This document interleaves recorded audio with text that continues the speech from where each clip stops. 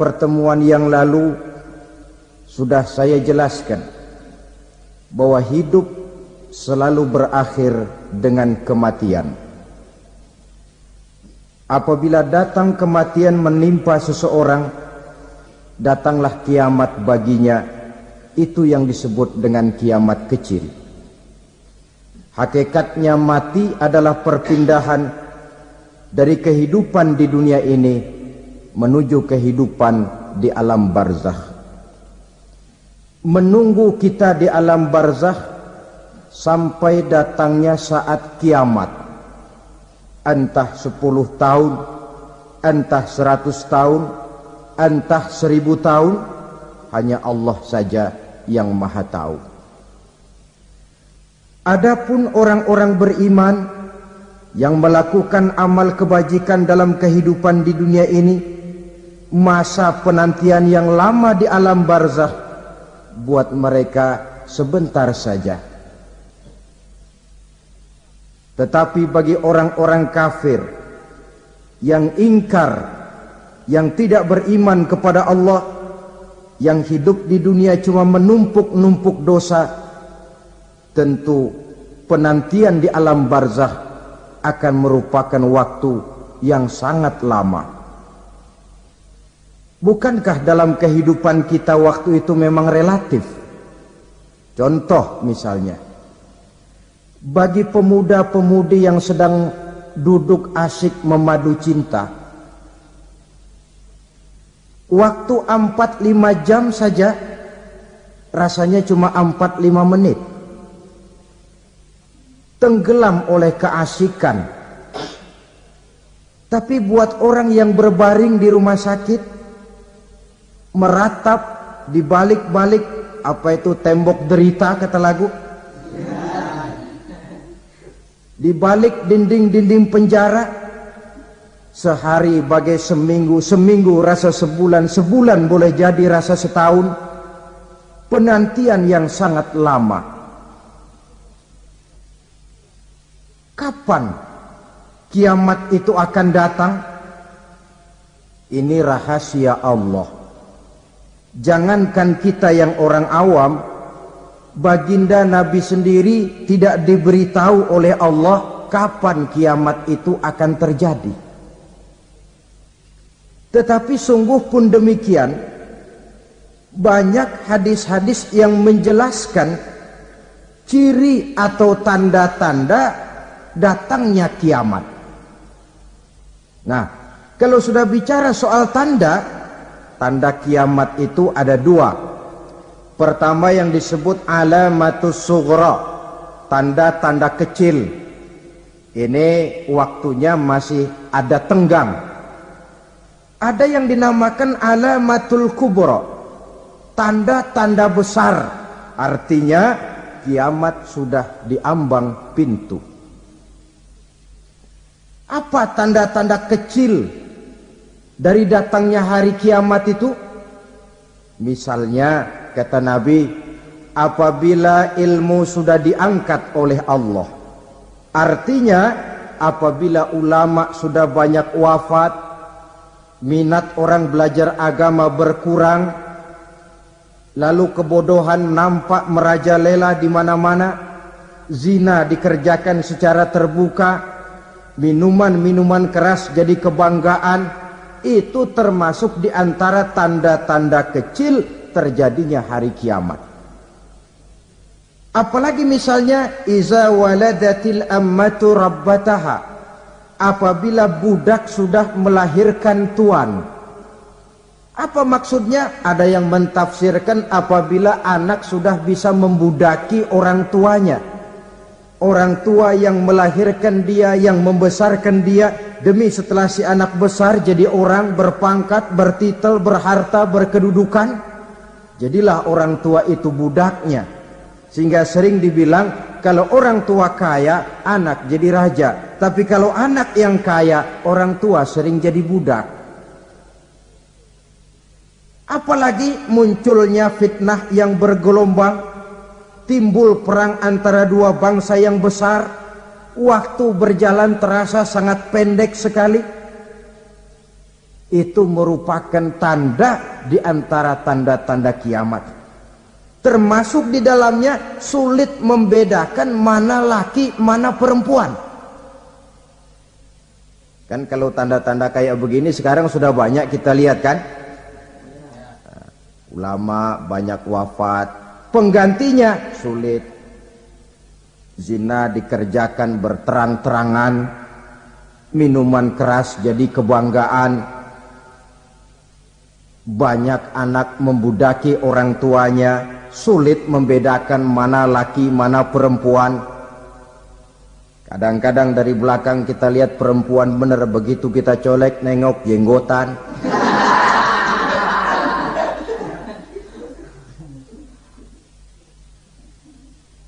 Ini termasuk tanda-tanda kecil, masih ada tenggang sampai akan terjadinya kiamat itu. Nah, yang dimaksud dengan tanda-tanda besar, ini tanda besar artinya kiamat sudah di ambang pintu.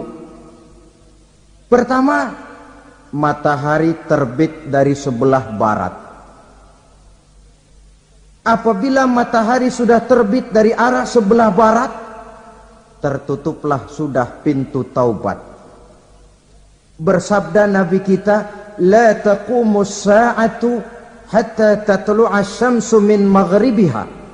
Tidak akan datang hari kiamat sampai matahari terbit dari arah sebelah barat. Fa iza tala'at, manakala matahari telah terbit dari arah sebelah barat, wa ra'ahan nasu, manusia banyak menyaksikan itu, amanu ajma'un, mereka pun lalu beriman.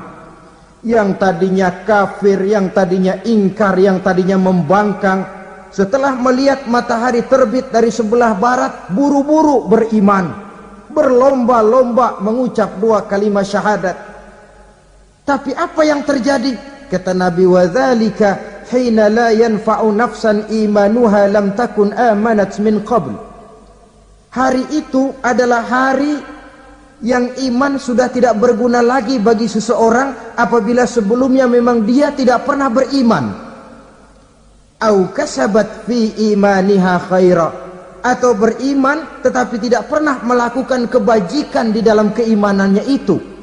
Hari yang sudah kasib, hari yang sudah terlambat, beriman tidak akan ada gunanya lagi. Ini pelajaran buat kita. Sebelum sang surya terbit dari sebelah barat, sebelum nafas sampai di tenggorokan, artinya pintu taubat masih terbuka. Kalau dua hal itu sudah terwujud, nafas sudah sampai di kerongkongan atau matahari sudah terbit dari arah sebelah barat, tertutuplah sudah pintu taubat. Tak ada lagi gunanya pangkat, jabatan, harta, bahkan beriman pun dalam suasana macam itu. Too late, kata orang Kulon. Sudah terlambat. Matahari terbit dari arah sebelah barat. Itu tanda besar, artinya kiamat sudah di ambang pintu. Lalu apalagi tanda besar? Munculnya Dajjal. Dajjal artinya pendusta-pendusta yang menyesatkan manusia. Ada dua macam Dajjal, saudara. Ada Dajjal kecil. Ini Dajjal kelas teri. Kalau ini sejak zaman Rasulullah sudah ada itu. Tiap zaman ada. Di zaman Rasulullah misalnya ada yang bernama Aswad al-Unsi dari Yaman. Ada yang namanya Musailamah al-Kazzab dari Yamamah. Ada yang namanya Ibnu Sayyad dari Madinah. Ini Dajjal-Dajjal di zaman Rasul. Musailamatul Kazzab memproklamirkan diri jadi nabi dia. Di zaman Rasul masih hidup. Ini Dajjal zaman Nabi. Di zaman sahabat muncul Dajjal-Dajjal. Di zaman kita sekarang ini Dajjal-Dajjal pun gentayangan. Dajjal-Dajjal kelas teri. Kerjanya mendustakan manusia, menyesatkan manusia, memalingkan manusia dari jalan yang benar dan diridhoi oleh Allah Subhanahu wa taala. Adapun yang merupakan tanda besar dari datangnya kiamat, dajjal-dajjal kelas kakap, pembohong-pembohong besar yang menyesatkan masyarakat manusia berpaling dari jalan Allah mengikuti jalan mereka. Apa sih ciri dajjal itu? Kata Nabi dalam hadis Bukhari Muslim, innad dajjala, sesungguhnya yang namanya dajjal itu yakhruju, satu saat akan muncul mendekati hari kiamat, wa inna ma'ahu ma'an, si dajjal ini membawa air, wanaran, dan juga membawa api. Dua simbol. Di tangan yang satu dia bawa air, di tangan yang satu dia bawa api. Wa ammal ladzi yarahu an-nasu ma'an fanarun, adapun yang orang banyak lihat air, hakikatnya adalah api. Yang dilihat api, hakikatnya adalah air. Oleh sebab itu, kalau api yang ditawarkan, ambillah air. Kalau air yang ditawarkan, pilihlah api. Maksudnya apa ini? Ini bahasa simbol, saudara-saudara. Dajjal bicaranya seolah-olah untuk kepentingan manusia, menawarkan surga. Surga yang dia tawarkan hakikatnya neraka. Hai manusia, kalau kau mau bahagia, jangan dekat-dekat dengan agama. Solat itu tidak efektif dan efisien, tidak produktif dari segi ekonomi itu. Menghadiri majelis taklim cuma buang-buang waktu. Tahajud, tasbih, tahlil, baca Quran, apa itu? Pekerjaan mubazir saja. Hidup ini cuma sekali, masa yang cuma sekali, manfaatkan dengan sebaik-baiknya. Mumpung. Dibawanya sifat mumpung, tetapi dalam pengertian yang sangat negatif. Bicaranya seolah-olah untuk kepentingan manusia, tetapi sebenarnya menjerumuskan manusia. Menawarkan air, tapi sebenarnya api. Menawarkan api, tapi hakikatnya air. Buat apa kamu sholat? Buat apa kamu bayar zakat? Buat apa kamu puasa? Surga yang dicanangkan Dajjal, hakikatnya neraka. Neraka yang digambarkan Dajjal, pada dasarnya adalah surga. Jadi memutarbalikkan fakta itu kerjaan Dajjal. Yang hak jadi batil, yang batil dibilang hak, yang benar jadi salah, yang salah malah jadi benar. Tuntunan disuruh jadi tontonan, tontonan malah menjadi tuntunan. Itu pekerjaan Dajjal profesinya. Zamannya Nabi Adam, Dajjalnya kan iblis. Betul? Betul. Apa sih rayuan iblis itu?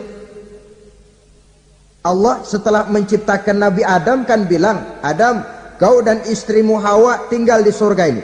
Seluruh fasilitas yang ada di surga persilahkan kau nikmati.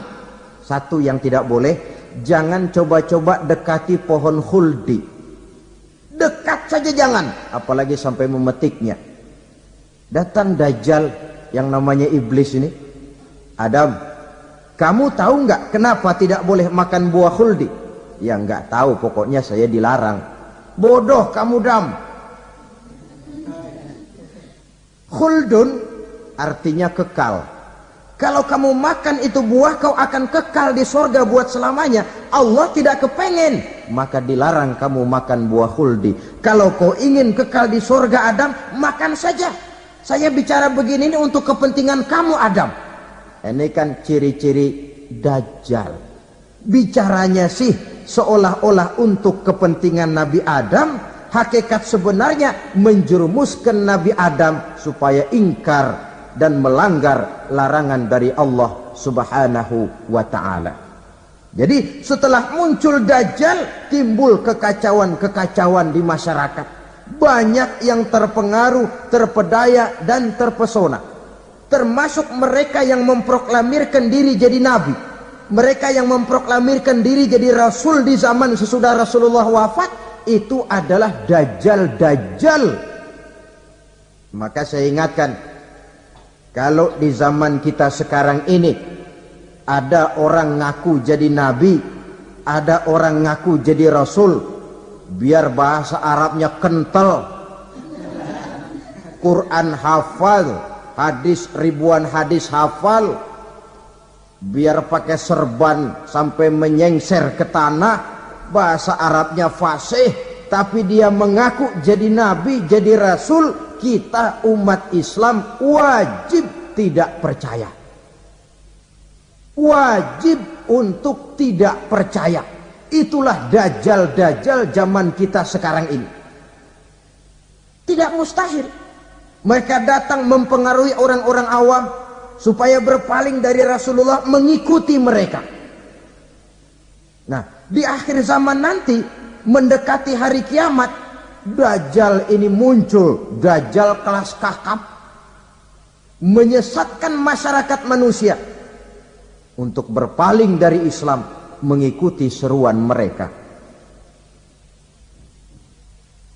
Apalagi di antara datangnya kiamat itu, tanda yang besar itu, turunnya Nabiullah Isa Al-Masih, putra Maryam. Menurut berbagai hadis yang sahih, Nabi Isa Al-Masih nanti akan turun lagi, tidak membawa risalah yang baru, tapi meluruskan risalah Islam ini yang telah banyak ditinggalkan oleh masyarakat. Bahkan ada hadis menjelaskan beliau akan membunuh Nabi, mematahkan kayu-kayu salib, lalu melaksanakan haji dan umrah mengikuti syariat Nabi Muhammad, bukan membawa agama baru. Menjadi semacam mujaddid, reformer, menyelamatkan manusia dari bisikan dajjal. Bahkan ada riwayat yang menjelaskan bahwa Nabi Isa berhasil mengalahkan dajjal, mengembalikan masyarakat manusia kembali kepada ajaran Islam yang datang dari Allah, dibawa oleh Rasulullah sallallahu alaihi wasallam. Dengan kata lain, turunnya Nabi Isa bukan sebagai nabi dan rasul baru, tetapi mengikuti syariat Nabi kita Muhammad sallallahu alaihi wasallam. Saudara hadirin, ibu-ibu hadirat yang saya hormati, kemudian apalagi di antara tanda-tanda besar akan datangnya kiamat itu? Keluarnya asap atau awan. Kata Nabi, inna min asrati sa'ah dukhanan yamla'u ma bainal masyriqi wal maghrib. Di antara tanda-tanda kiamat, munculnya awan atau asap yang memenuhi antara langit dan bumi. Ini pun diperkuat dalam surah Ad-Dukhan ayat 10. Fartaqib yauma ta'tis sama' bidukhanin mubin fayughshan nas hadza azabun alim. Bagi orang-orang yang beriman, mereka biasa-biasa saja.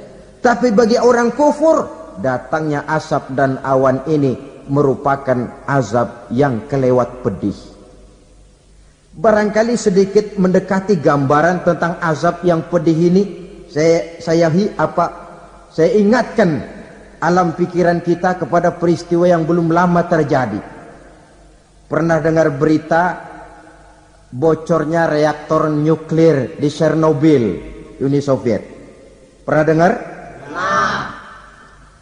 Bocornya reaktor nuklir di Chernobyl yang mengakibatkan ratusan bahkan sangat mungkin ribuan nyawa. Cuma satu reaktor.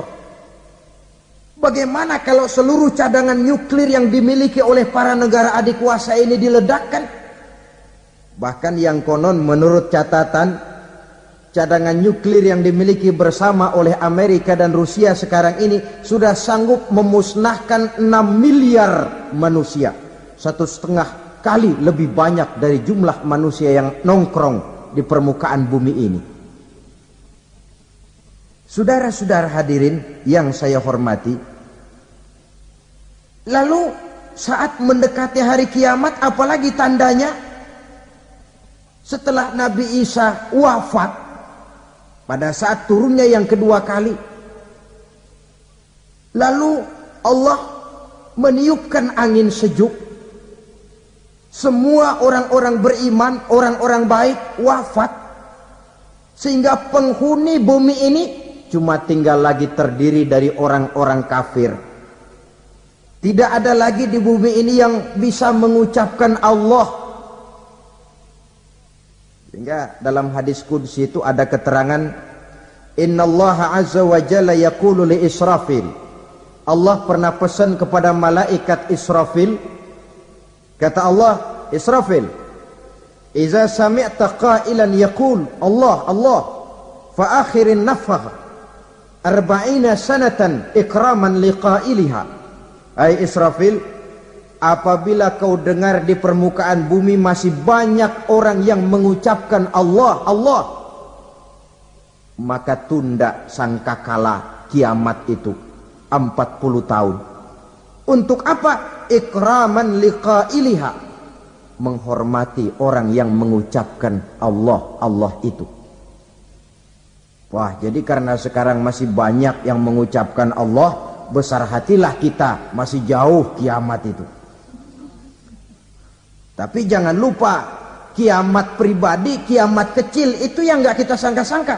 Ajal datang mencabut nyawa, itu kiamat pribadi, dan itu yang pasti kita hadapi, dan itu yang membuat kita tidak boleh bersikap main-main di dalam kehidupan sekarang ini. Saudara hadirin yang saya hormati, tidak ada lagi orang-orang muslim. Seluruh penduduk dunia ini kafir. Lalu terciptalah struktur sosial yang berlandaskan prinsip hidup semau gue. Bakal terjadilah prinsip di mana yang kaya menyantap yang miskin, yang kuat menindas yang lemah. Hidup sudah bagaikan di rimba belantara, berlaku hukum rimba. Siapa yang kuat dia yang menang, siapa yang lemah menjadi mangsa. Timbul kekacauan, maksiat merajalela, munkarat menjadi-jadi, sehingga isi bumi ini penuh dengan segala macam perbuatan dosa. Tidak ada perlunya lagi alam diperpanjang temponya. Datang saat yang sudah dijanjikan oleh Allah Azza wa Jalla, maka terjadilah yang disebut kiamat kubra, kiamat besar, kiamat hancur-hancuran. Bagaimana kejadian ini dimulai? Dalam surah Az-Zumar ayat 68, Allah Subhanahu wa taala berfirman, "Wa nufikha fis-suri fasa'iqa man fis samawati wa man fil ardi illa man sya'allahu." Maka manakala ditiuplah sangkakala, terkejutlah seluruh yang ada di langit dan seluruh yang ada di bumi. Bila saat kiamat datang, Allah perintah malaikat Israfil, Israfil, tiup sangkakalamu. Ditiuplah sangkakala oleh malaikat Israfil. Yang akibat daripada tiupan itu, seluruh yang ada di langit, seluruh yang ada di permukaan bumi terkejut. Yang ada di langit siapa? Malaikat kan. Bayangin aja kalau malaikat kaget, apalagi kita. Terkejut seluruh makhluk yang ada di bumi, yang ada di langit mendengar suara sangkakala itu. Bunyinya tidak sanggup kita bayangkan dahsyatnya. Ledakan nuklir, ledakan neutron, belum apa-apa ketimbang bunyi sangkakala malaikat Israfil ini. Nah, lalu mendengar bunyi sangkakala ini, gemparlah makhluk, kacaulah alam. Bumi gempa, planet-planet bertabrakan, gunung meletus, air laut tumpah ke darat, angin topan bertiup, halilintar menyambar. Lalu semua yang bernama hidup mati total. Mati bareng tanpa persiapan. La haula wala quwata illa billah. Saya kadang-kadang dalam tafakur bermohon, ya Allah, mudah-mudahan saya enggak nemuin kiamat beneran. Ngeri. Tidak bisa kita bayangkan macam apa suasana seperti itu. Allah saja banyak memberikan gambaran, misalnya Al-Qari'ah, wa mal qari'ah, wa ma adraka mal qari'ah. Kejadian yang menggemparkan. Tahukah kamu apa kejadian yang menggemparkan itu? Yauma yakunun nasu kal farasil mabsus wa takunul jibalu kal ihnil manfus. Pada saat itu manusia berterbangan bagai kupu-kupu. Gunung berterbangan seperti kapas ditiup angin. Gunung saja macam kapas, konon lagi manusia. Kematian total, mulai semut sampai gajah mati, jin mati, iblis mati, malaikat mati. Malaikat saja mati. Saudara hadirin yang saya hormati, kematian total yang tanpa persiapan. Orang bilang, Pak, kalau mati bareng begitu yang repot malaikat maut dong ya. Cabut sana, cabut sini. Itu kalau menurut logika kita, mestinya begitu menurut logika. Tapi logika juga yang bilang nggak perlu serepot itu. Sebab untuk mematikan listrik di wilayah DKI, di wilayah Jakarta, nggak perlu tiap rumah didatengin matiin, ya lama. Cukup dari kantor pusatnya saja PLN tekan satu tombol, gelaplah seluruh Jakarta. Saudara hadirin yang saya hormati, kematian total. Lalu setelah kematian total, planet-planet juga mati, dalam arti tidak bergerak dan beredar. Angin mati, dalam arti tidak bertiup. Air mati, dalam arti tidak ada riak gelombang. Pokoknya semua mati. Kullu nafsin za'iqatul maut. Semua yang bernafas mati. Dalam ayat lain, kullu man 'alaiha fan. Semua yang ada di permukaan bumi fana. Yang kekal cuma Allah subhanahu wa ta'ala. Yang paling belakang mati, malaikat maut dan malaikat Israfil. Tapi mati juga sesuai dengan janji Allah. Menurut hadis Bukhari Muslim dari Abi Hurairah, masa tenggang waktu antara kematian total pada tiupan sangkakala pertama dengan proses kebangkitan pada tiupan sangkakala kedua 40 lamanya. Tidak dijelaskan oleh Abi Hurairah 40 jam, apa 40 hari, apa 40 tahun. Hadis-hadis cuma menyebutkan 40 saja. Sunyi alam, yang tinggal cuma Allah saja lagi. Ketika itu Allah berseru-seru, katanya, limanil mulkul yauma.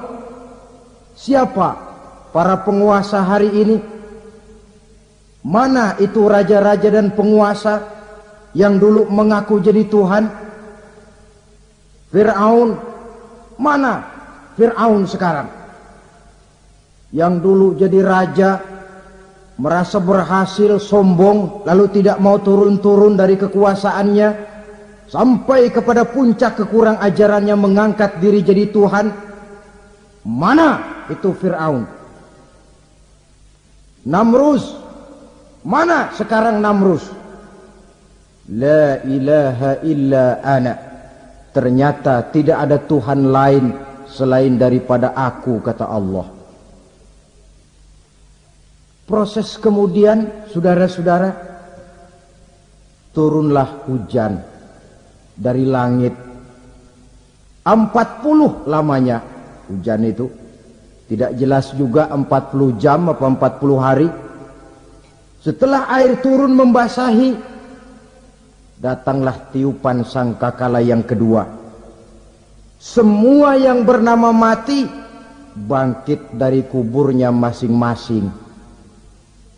Ini yang disebut yaumul ba'tsi, hari kebangkitan. Allahu Akbar. Pada saat kita bangkit dari kubur kita masing-masing, kumpul di padang mahsyar namanya. Bayangin aja, saya sendiri nggak sanggup bayangin. Manusia sejak zaman Adam sampai zaman kiamat kumpul bareng di tempat sama. Berapa banyaknya itu? Masya Allah, sangat luar biasa apa yang disampaikan oleh guru kita, almarhum Kiai Haji Zainuddin MZ. Sahabat beriman yang dirahmati Allah, jangan beranjak dulu, tetaplah di channel ini, karena kajian ini belum selesai dan masih banyak lagi hal-hal yang menarik yang akan disampaikan oleh beliau. Maka dari itu tetaplah di sini dan mari kita lanjutkan kembali. Selamat mendengarkan. Dan yang luar biasa menurut satu riwayat, pada saat bangkit itu, Masya Allah, roman muka kita berubah, disesuaikan dengan amalan kita waktu di dunia ini. Barang siapa yang waktu di dunia amalannya itu amalan tikus, di akhirat nanti dia bangkit dari kubur, mukanya seperti muka tikus, gagah betul badannya, tapi mukanya seperti tikus. Kenapa? Amalannya waktu di dunia seperti amalan tikus. Apa amalan tikus itu? Suka ngegeragoti barang yang sudah disimpan rapi-rapi.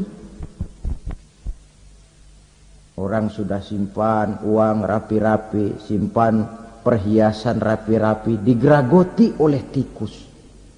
Maling-maling, pencoleng-pencoleng, koruptor-koruptor, itu nanti di akhirat nanti kita lihat mukanya seperti muka tikus. Oh, ini waktu di dunia suka nyolong, mukanya seperti muka tikus. Barang siapa yang waktu di dunia ini amalannya itu amalan macan, dia akan bangkit nanti mukanya seperti muka macan. Apa amalan macan? Macan itu amalannya menang-menangan. Orang yang mau menang saja nggak mau mengalah. Coba lihat di hutan, kenal hutan nggak? Nah. Di hutan, raja hutan di mana-mana pasti macan. Betul kan? Betul. Padahal hutan belum pernah bikin pemilihan umum. Tapi macan tidak peduli ada pemilihan umum apa tidak, pokok saya raja. Sebab apa? Macan jadi raja itu bukan karena benar, tapi karena kuat jadi raja. Setelah dia jadi raja, rakyat hutan yang mesti dilindungi malah dimakan oleh raja macan. Kambing rakyat hutan dimakan oleh macan, ayam rakyat hutan dimakan oleh macan. Itu nanti kita lihat di akhirat itu mukanya seperti muka macan, gagah betul. Lalu barang siapa yang di dunia ini amalannya itu seperti amalan anjing, nanti dia punya muka seperti muka anjing. Apa amalan anjing? Pertama, anjing itu kalau disuruh jaga rumah, dia tidak bisa membedakan mana maling, mana tamu. Biar yang datang maling, kalau bawa tulang, anjing kalem. Yang kedua, anjing itu akan setia kepada siapa saja yang memberinya roti. Siapa yang memberinya roti, itulah majikannya. Apa kata majikannya, pasti dia laksanakan. Soal benar atau salah, dia tidak peduli. Setelah anjing dapat roti, dia tidak punya pilihan lain kecuali bilang, abdi mah kumaha juragan wae ayeuna mah.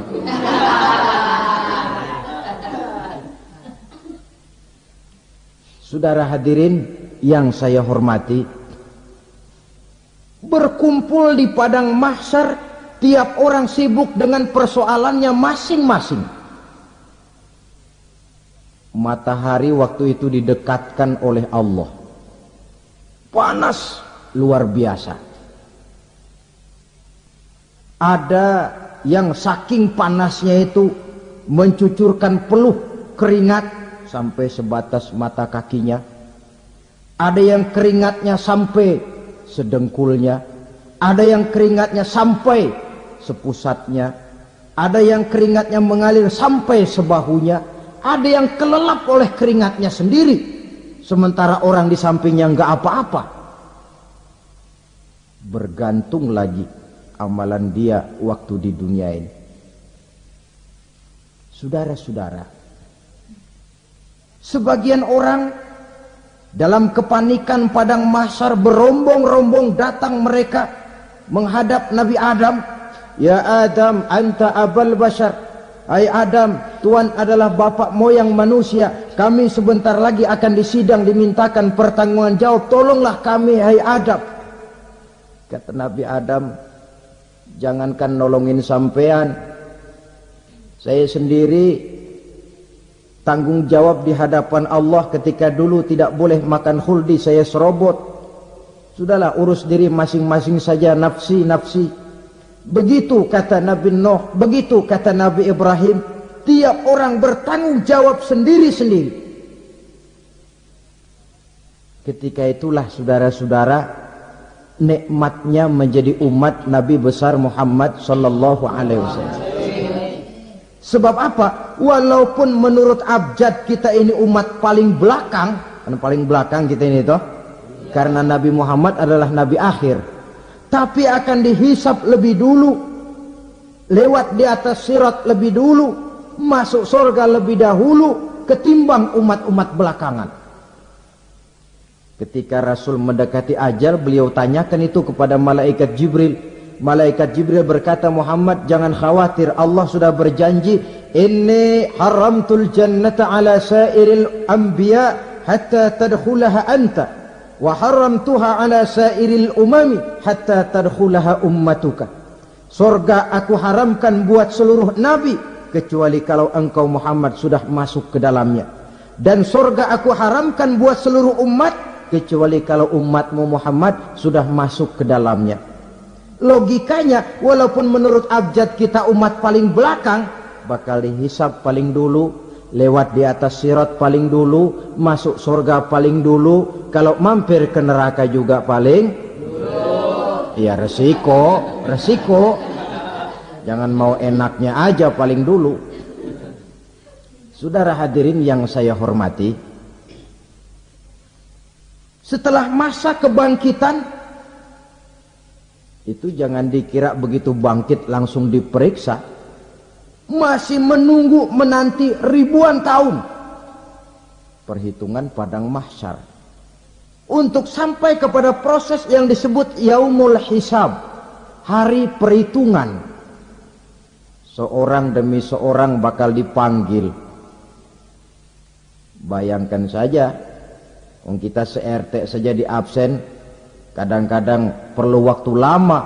Ini manusia sejak zaman Nabi Adam sampai datang hari kiamat, satu demi satu disidang di hadapan Qadhi Rabbul Jalil. Status sosial copot sudah waktu itu. Yang pernah jadi hartawan di situ tidak lagi kelihatan kehartawanannya. Yang pernah jadi jenderal tidak lagi dipanggil jenderalnya. Yang ustadz tidak lagi dipanggil al-mukarramnya. Seluruh status sosial selesai. Dipanggillah kita seorang demi seorang menghadap Qadhi Rabbul Jalil. Bagaimana proses penghisaban itu? Pertama proses tanya jawab. Di antaranya ada hadis menyatakan, lan tazula qadama 'abdin yaumal qiyamah hatta yus'ala an arba'i khisalin. Besok di hari kiamat tidak akan bergeser telapak kaki seorang hamba sampai dia ditanya lebih dulu tentang 4 persoalan. Tentang ilmunya. Kemana ilmu itu diamalkan? tentang umurnya, di mana umur itu dihabiskan, tentang masa mudanya, kemana masa muda itu dipakai, tentang hartanya, dari mana harta itu didapat dan kemana harta itu dibelanjakan. Ini termasuk proses tanya jawab. Jadi kalau istilah pengadilan dunia, nama Fulan bin Fulan. Kamu waktu di dunia diberikan umur panjang untuk apa? Pernah mengalami masa muda, kemana kau habiskan masa remajamu? Kau diamanahkan ilmu, dengan apa ilmumu kau amalkan? Kau diberikan harta, dari mana harta kau dapat, kemana kau belanjakan? Tak seorang pun yang bisa mungkir. Sebab apa? Dikala itu yang menjadi saksi bukan orang. Yang menjadi saksi adalah seluruh anggota badan kita. Tangan bicara, kaki jadi saksi terhadap seluruh amalan yang pernah kita kerjakan pada saat kehidupan di alam dunia ini. Selesai proses tanya jawab, lalu diperlihatkan buku catatan kita waktu hidup di dunia ini. Jangan lupa Allah itu menyiapkan 2 superkomputer kepada kita, sebelah ditempelin sebelah kanan, yang sebelah tempelin di sebelah kiri. Komputer itu namanya Raqib dan Atid, 2 malaikat yang apabila baik kita lakukan, refleks saja akan menulis kebajikan kita. Jahat kita kerjakan, akan tertulis. Catatan itu nanti diperlihatkan kepada kita.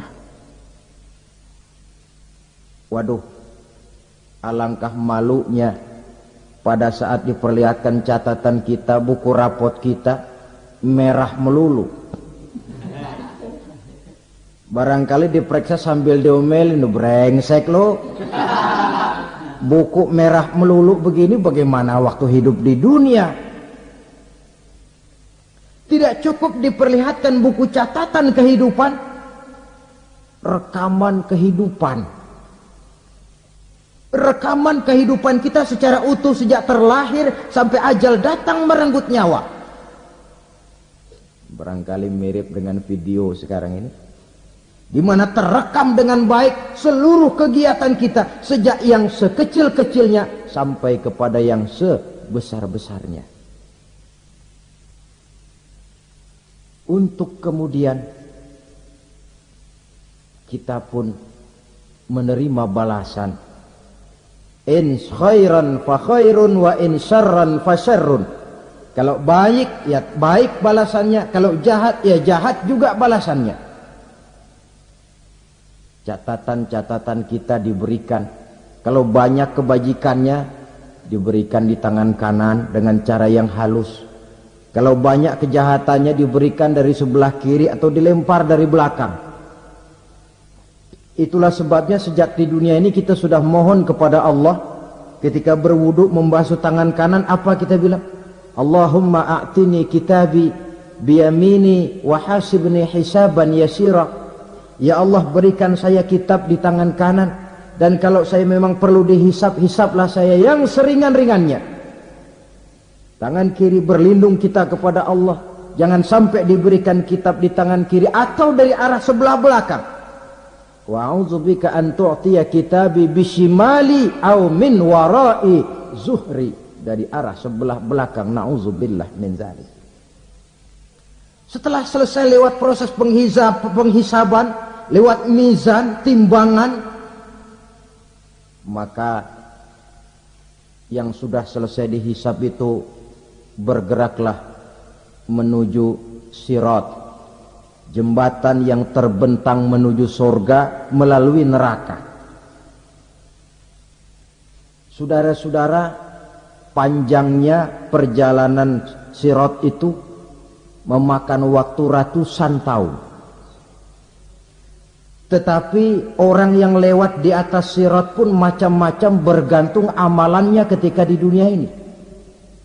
Ada yang lewat di atas sirat itu kal barkil khatib, seperti kilat yang menyambar, lep, sudah sampai dia di surga. Cepat bukan main. Ada yang lewat di atas sirat itu seperti orang lari-lari. Ada yang lewat di atas sirat itu seperti orang jalan biasa. Ada yang sambil merangkak, ada yang sambil ngesor, ada yang sambil gelayutan, ada yang selamat sampai ke ujung ke surga, ada yang tergelincir jatuh masuk ke dalam neraka, bergantung amalannya dalam kehidupan di dunia sekarang ini. Tiap kita akan melewati yang namanya sirat ini. Saudara-saudara kaum muslimin yang saya hormati, dengan demikian mereka yang selamat melalui sirat sampai ke terminal akhir surga, mereka yang ketika dihisab ternyata banyak kejahatannya daripada kebaikannya, mereka singgah di dalam neraka. Nah, adapun orang-orang yang beriman menurut ayat Quran dan hadis Nabi itu nanti ada bermacam-macam. Ada orang beriman itu yang dimasukkan surga. Ada orang beriman itu yang dimasukkan ke dalam surga. Ada orang beriman itu yang disebut penduduk surga. Kenapa lain-lain, Pak? Karena waktu di dunia amalannya juga lain-lain. Ada orang beriman yang masuk surga. Ini paling murah tiketnya. Mau masuk surga? Kata Nabi begini, ma min abdin qala la ilaha illallah thumma mata ala dhalik illa dakhalal jannah. Kalau seorang hamba sudah mengucap dua kalimat syahadat, dia yakin dengan kebenaran kalimat itu sampai matinya, orang itu akan masuk surga. Abi Dzar yang waktu itu diajak bicara heran, ya Rasul kok gampang betul? Iya, walaupun orang itu mencuri, iya, walaupun orang itu berzina, iya, biar dia mencuri, biar dia berzina, kalau dia sudah mengucap dua kalimat syahadat, dia yakin dengan kebenaran kalimat itu sampai matinya, itu orang akan masuk surga. Jadi masuk surga cukup dua kalimat syahadat, yakin sampai mati, masuk surga. Itu perkara masuk. Tapi kalau pertanyaannya diterusin, masuknya kapan, Pak? Nah, ini lain lagi urusannya. Sebab ada yang masuknya itu langsung, ada yang mampir dulu. Di sana tempat cuma dua, kalau tidak surga, neraka. Mau ke surga tapi mampir dulu, yang mampirnya jelas di neraka. Kenapa? Dalam hadis qudsi ada riwayat, nanti itu di akhirat, setelah Allah selesai mengatur penduduk surga masuk surga, yang neraka masuk neraka, Allah berkata kepada malaikat Malik, malaikat Malik, labaik ya Allah, itu bajingan-bajingan tengik, manusia-manusia durjana yang waktu di dunia tidak mau sujud, jauh dari ulama, gemar melakukan yang munkarat dan maksiat, hidup di tengah masyarakat selalu jadi bibit keonaran, kufur, sudah masuk neraka semua. Sudah ya Allah. Nah, kalau sudah, coba sekarang kamu masuk, Malik. Saya, iya, masuk neraka. Mau apa ya Allah? Kata Allah, akhriju minan nar man kana fi qalbihi misqala habbatin min khardalin min iman.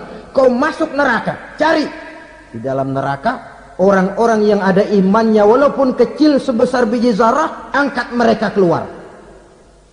Masuk malaikat Malik ke neraka, cari orang yang ada imannya, korek-korek. Ya repot, udah pada gosong. Yang ada imannya diangkat ke atas, yang ada imannya diangkat ke atas, lalu dimandikan di Nahrul Hayat, namanya sungai kehidupan di akhirat nanti. Cakep lagi rupanya, bersih lagi wajahnya, apel di hadapan Allah. Kata Allah, bagaimana mas? Kapok nggak sampean? Kapok ya Allah. Nah, kalau kapok, idhab fadkhulil jannah. Pergi, masuk surga sana. Berangkat mereka ke surga. Ketemu sama teman-temannya yang udah sampai lebih dulu. Yang nggak pakai mampir lagi. Terjadi dialog. Kata teman-temannya yang udah pada nyampe duluan, Mas, iya. Emang baru sampai? Saya baru sampai. Memang mampir di mana dulu, Mas? Kita sudah lama sampai di surga. Saudara buka surah Al-Muddatsir ayat 34-35. Ma salakakum fis saqar? Kenapa kamu mampir di neraka Saqar? Qalu lam naku minal musallin. Mereka menjawab, kami mampir di neraka Saqar, Mas, gara-gara dulunya kami waktu di dunia tidak pernah sholat. Tidak pernah sholat? Tidak pernah. Kan rumahnya dekat masjid. Cuma dekat doang, Mas. Sholat mah enggak saya. Enggak pernah ngasih makan fakir miskin. Tidak pernah hadir di majelis taklim. Pendeknya tidak pernah melakukan kebajikan. Maka saya pun mampir di neraka Saqar. Untung betul saya punya iman, Mas, sedikit. Waktu hidup di dunia dulu saya pernah mengucap 2 kalimat syahadat. Sekali-kalinya waktu mau kawin. Masya Allah. Untung saja kawin. Kalau nggak kawin, polos.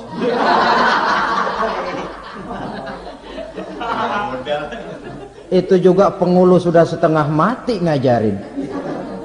Asyhadu alla, asyaduaan, asyaduaan.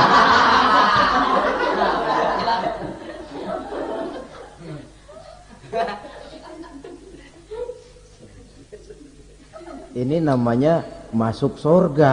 Ada mampir dulu. Ada pula orang mukmin itu yang dimasukkan surga. Namanya dimasukkan kan terima beres.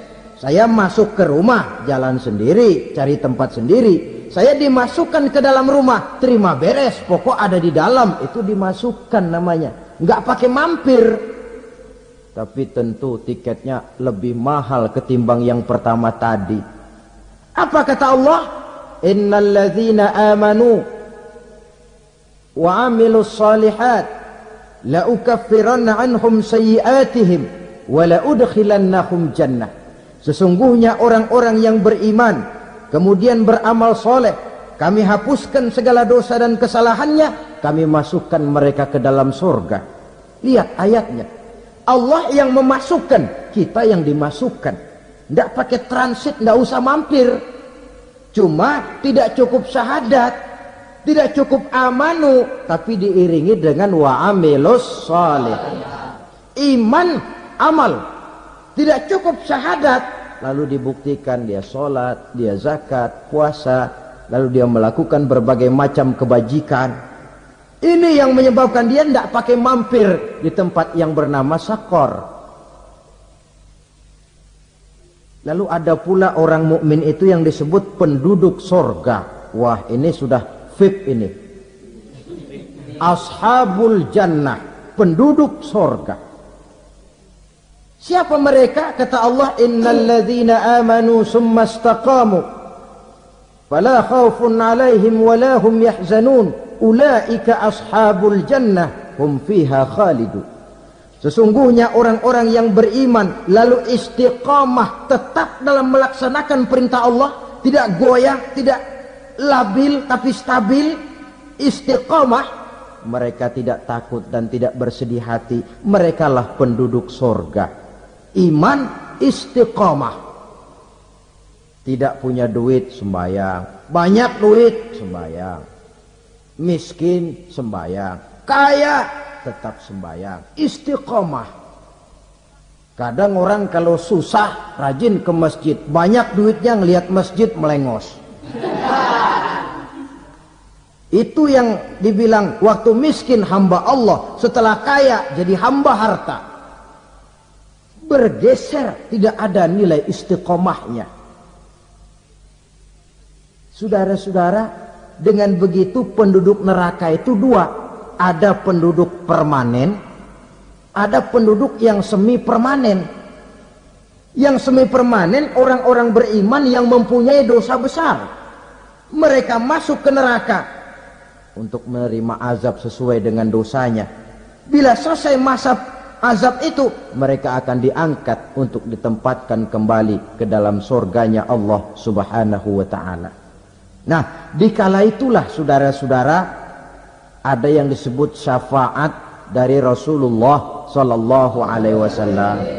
Tapi tentu jangan lupa, syafaat ini ibarat kain menambal dia.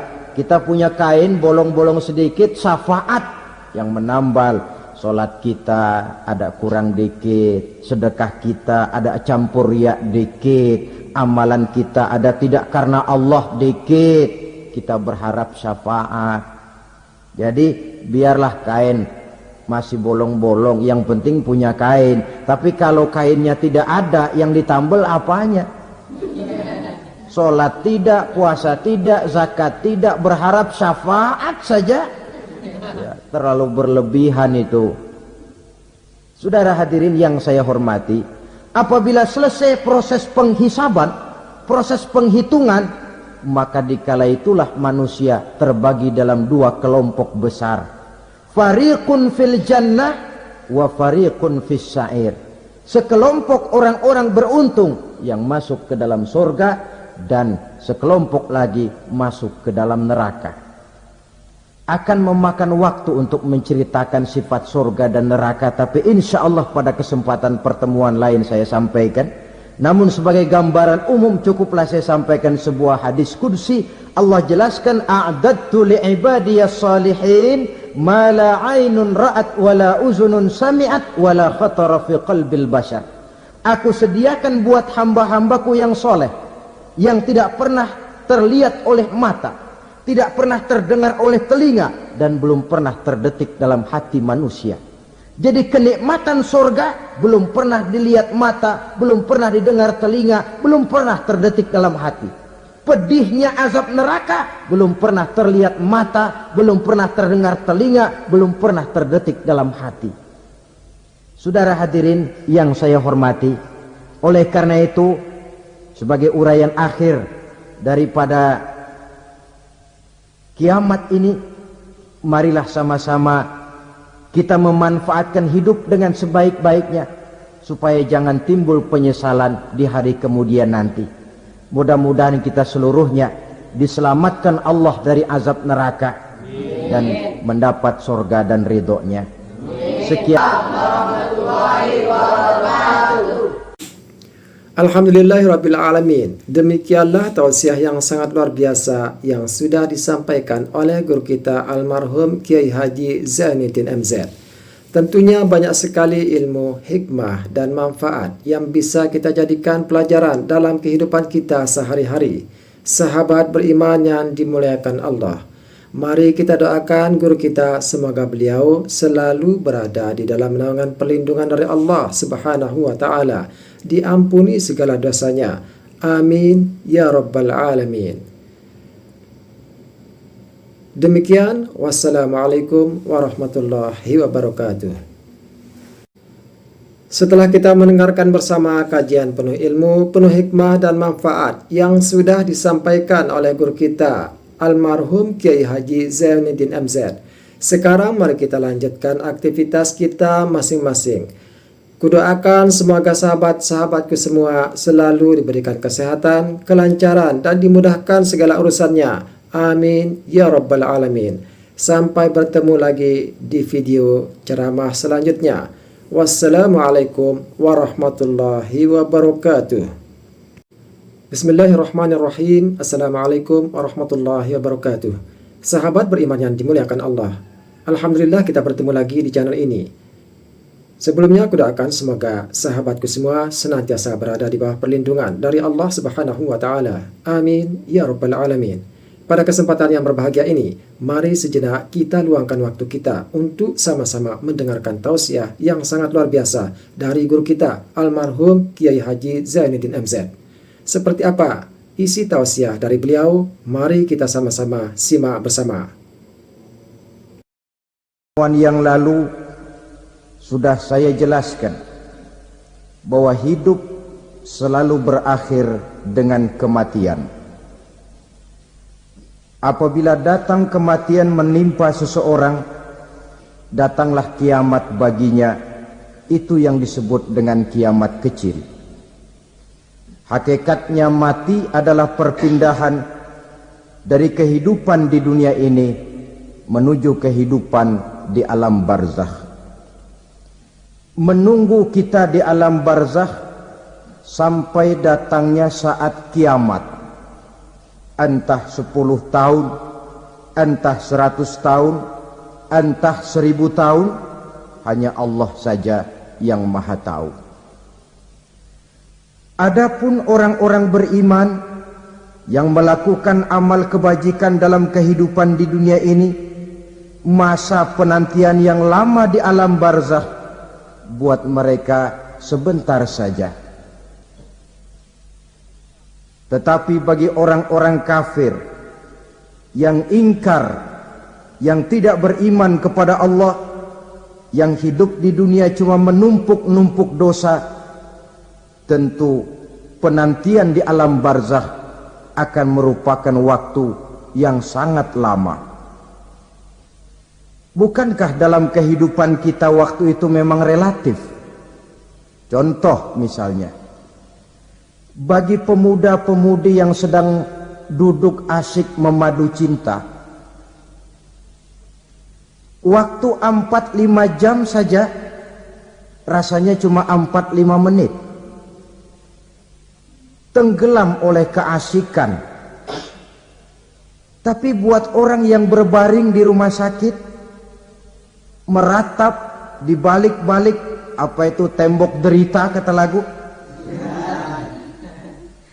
di balik dinding-dinding penjara, sehari bagai seminggu, seminggu rasa sebulan, sebulan boleh jadi rasa setahun. Penantian yang sangat lama. Kapan kiamat itu akan datang? Ini rahasia Allah. Jangankan kita yang orang awam, baginda Nabi sendiri tidak diberitahu oleh Allah kapan kiamat itu akan terjadi. Tetapi sungguh pun demikian, banyak hadis-hadis yang menjelaskan ciri atau tanda-tanda datangnya kiamat. Nah, kalau sudah bicara soal tanda, tanda kiamat itu ada 2. Pertama yang disebut alamatus sughra, tanda-tanda kecil. Ini waktunya masih ada tenggang. Ada yang dinamakan alamatul kubra, tanda-tanda besar. Artinya kiamat sudah diambang pintu. Apa tanda-tanda kecil dari datangnya hari kiamat itu? Misalnya kata Nabi, apabila ilmu sudah diangkat oleh Allah. Artinya apabila ulama sudah banyak wafat, minat orang belajar agama berkurang, lalu kebodohan nampak merajalela di mana-mana, zina dikerjakan secara terbuka, minuman-minuman keras jadi kebanggaan, itu termasuk di antara tanda-tanda kecil terjadinya hari kiamat. Apalagi misalnya iza waladatil ammatu rabbataha, apabila budak sudah melahirkan tuan. Apa maksudnya? Ada yang mentafsirkan apabila anak sudah bisa membudaki orang tuanya. Orang tua yang melahirkan dia, yang membesarkan dia, demi setelah si anak besar jadi orang berpangkat, bertitel, berharta, berkedudukan, jadilah orang tua itu budaknya. Sehingga sering dibilang kalau orang tua kaya, anak jadi raja. Tapi kalau anak yang kaya, orang tua sering jadi budak. Apalagi munculnya fitnah yang bergelombang, timbul perang antara dua bangsa yang besar, waktu berjalan terasa sangat pendek sekali. Itu merupakan tanda di antara tanda-tanda kiamat. Termasuk di dalamnya sulit membedakan mana laki, mana perempuan. Kan kalau tanda-tanda kayak begini sekarang sudah banyak kita lihat kan. Ulama banyak wafat, penggantinya sulit. Zina dikerjakan berterang-terangan, minuman keras jadi kebanggaan. Banyak anak membudaki orang tuanya, sulit membedakan mana laki mana perempuan. Kadang-kadang dari belakang kita lihat perempuan bener, begitu kita colek nengok jenggotan.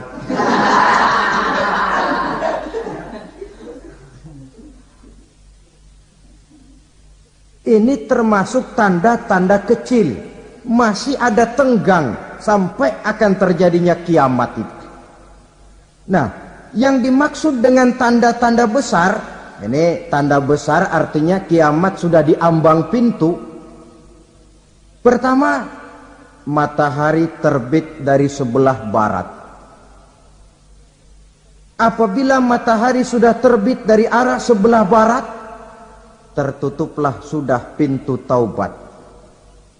Bersabda Nabi kita, la taqumus sa'atu hatta tatlu'a syamsu min maghribiha. Tidak akan datang hari kiamat sampai matahari terbit dari arah sebelah barat.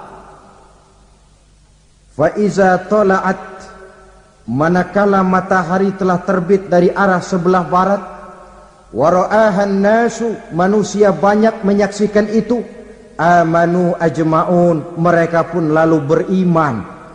Yang tadinya kafir, yang tadinya ingkar, yang tadinya membangkang, setelah melihat matahari terbit dari sebelah barat, buru-buru beriman, berlomba-lomba mengucap 2 kalimat syahadat.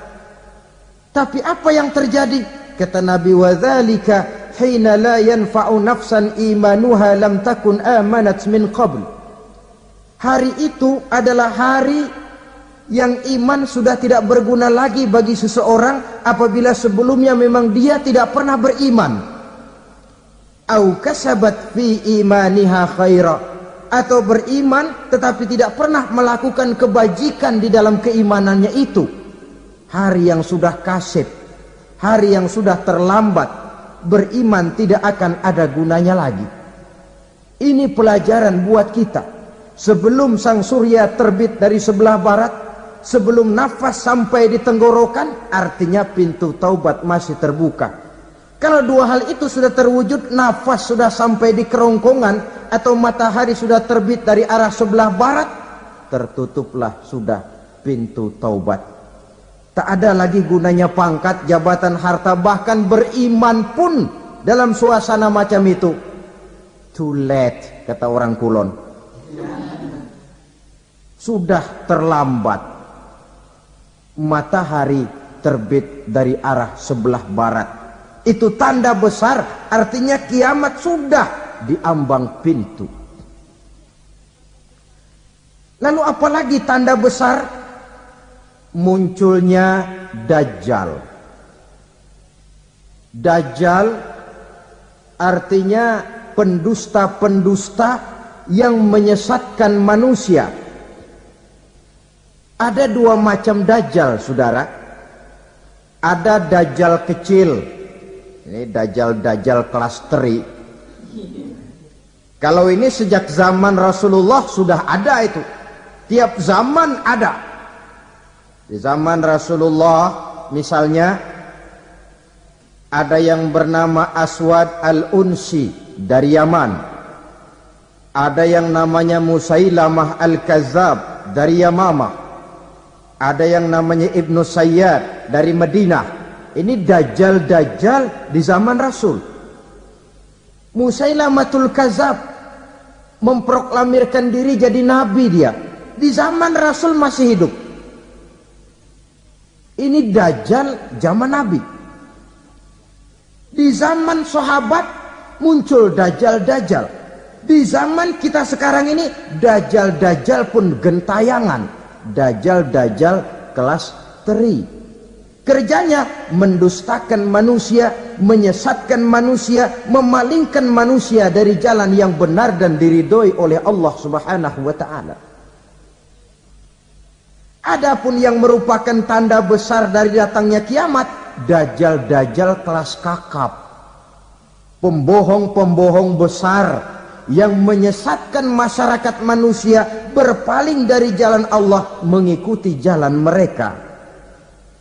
Apa sih ciri dajjal itu? Kata Nabi dalam hadis Bukhari Muslim, innad dajjala, sesungguhnya yang namanya dajjal itu yakhruju, satu saat akan muncul mendekati hari kiamat, wa inna ma'ahu ma'an, si dajjal ini membawa air, wa naran, dan juga membawa api. Dua simbol. Di tangan yang satu dia bawa air, di tangan yang satu dia bawa api. Wa ammal ladzi yarahu an-nasu ma'an fanarun, adapun yang orang banyak lihat air, hakikatnya adalah api. Yang dilihat api, hakikatnya adalah air. Oleh sebab itu, kalau api yang ditawarkan, ambillah air. Kalau air yang ditawarkan, pilihlah api. Maksudnya apa ini? Ini bahasa simbol, saudara-saudara. Dajjal bicaranya seolah-olah untuk kepentingan manusia, menawarkan surga. Surga yang dia tawarkan hakikatnya neraka. Hai manusia, kalau kau mau bahagia, jangan dekat-dekat dengan agama. Solat itu tidak efektif dan efisien, tidak produktif dari segi ekonomi itu. Menghadiri majelis taklim cuma buang-buang waktu. Tahajud, tasbih, tahlil, baca Quran, apa itu? Pekerjaan mubazir saja. Hidup ini cuma sekali, masa yang cuma sekali, manfaatkan dengan sebaik-baiknya. Mumpung. Dibawanya sifat mumpung, tetapi dalam pengertian yang sangat negatif.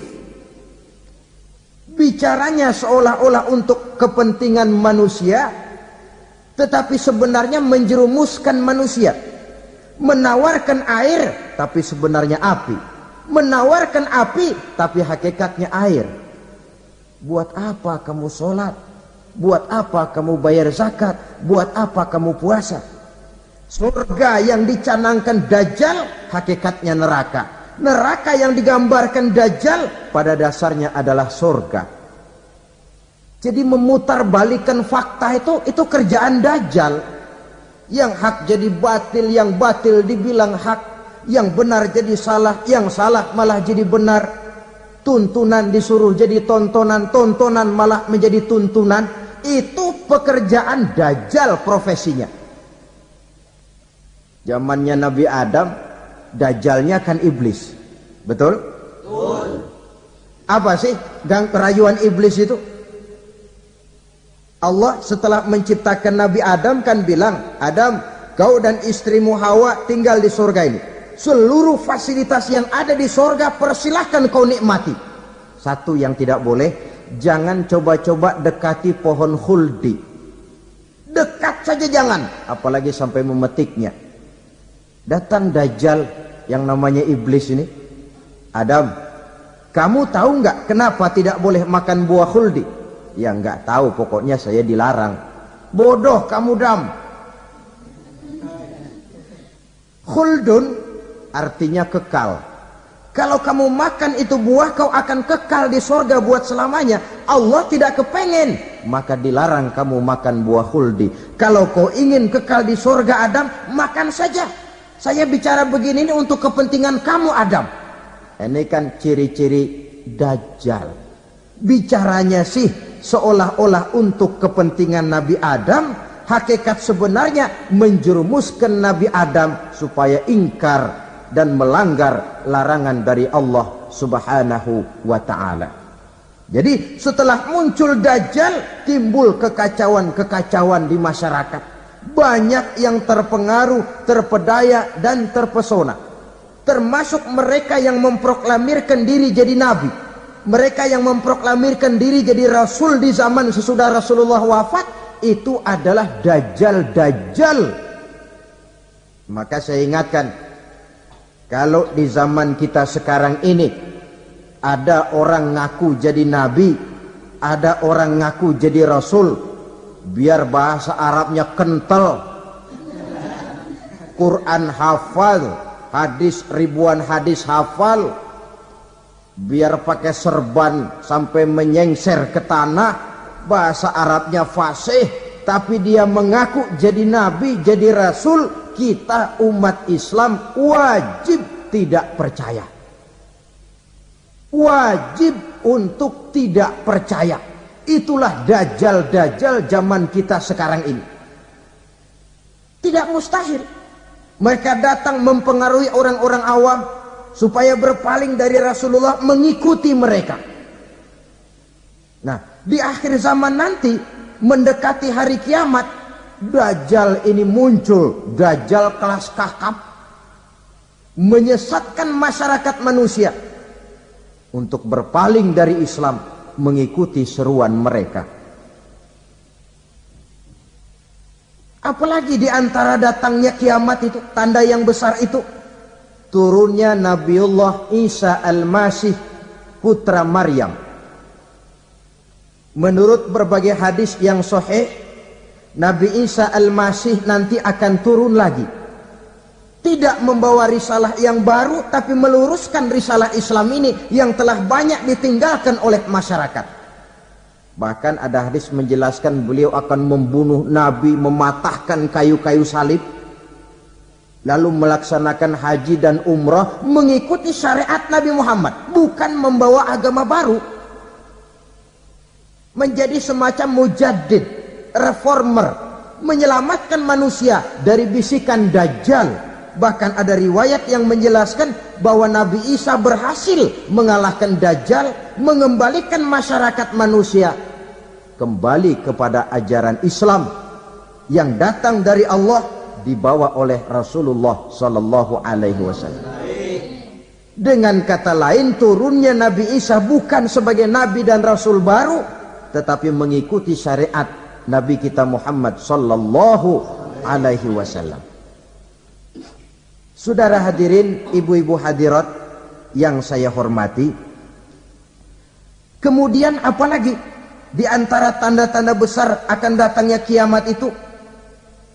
Keluarnya asap atau awan.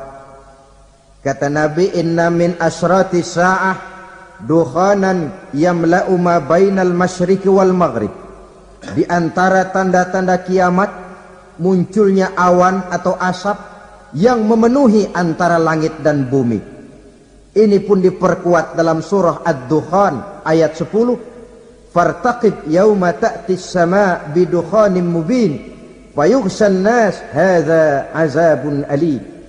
Bagi orang-orang yang beriman, mereka biasa-biasa saja. Tapi bagi orang kufur, datangnya asap dan awan ini merupakan azab yang kelewat pedih. Barangkali sedikit mendekati gambaran tentang azab yang pedih ini, saya ingatkan alam pikiran kita kepada peristiwa yang belum lama terjadi. Pernah dengar berita bocornya reaktor nuklir di Chernobyl, Uni Soviet? Pernah dengar? Nah. Bocornya reaktor nuklir di Chernobyl yang mengakibatkan ratusan bahkan sangat mungkin ribuan nyawa. Cuma satu reaktor.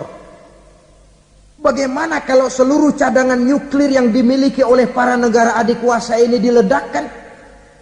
Bahkan yang konon menurut catatan, cadangan nuklir yang dimiliki bersama oleh Amerika dan Rusia sekarang ini sudah sanggup memusnahkan 6 miliar manusia.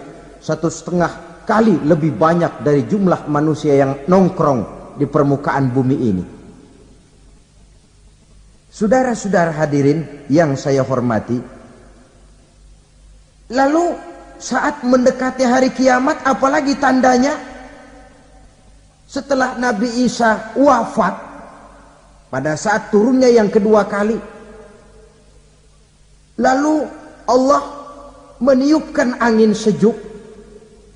Semua orang-orang beriman, orang-orang baik wafat. Sehingga penghuni bumi ini cuma tinggal lagi terdiri dari orang-orang kafir.